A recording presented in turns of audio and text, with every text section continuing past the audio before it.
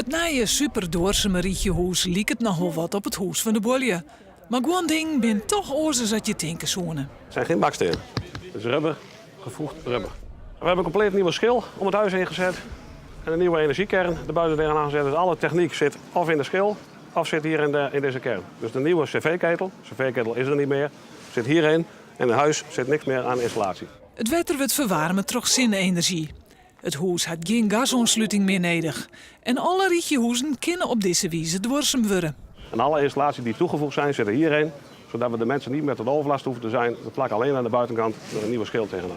Wat is mijn energierekening als ik hier woon? Eind van het jaar staat de meter weer op 0. Joet mooie squalklassen al naar binnen. Nooit de wethouder het huis iepen het. En wat mij betreft gaan we hier de komende jaren hard mee aan de slag. Dank u wel. Elke niet liek het enthousiast.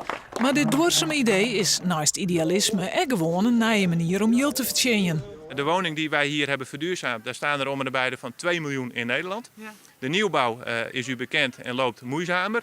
Maar de verduurzaming, de kwaliteitsslag in het bestaand onroerend goed, dat is met name waar de maatschappij en waar men op zich zal richten. Wij ook. En er zit zeker ook dus dit pilotproject, dit prototype, willen wij uiteraard ook bij meerdere woningen gaan toepassen. De komende tijd wil Van Wijnen importeer maar woningcorporaties om dat voor elkaar te krijgen. De kosten om een rietjehoes doorsum te maken komen ongeveer deel op 25 jaar energie- en onderhoudskosten van zijn huis bij elkaar optelt.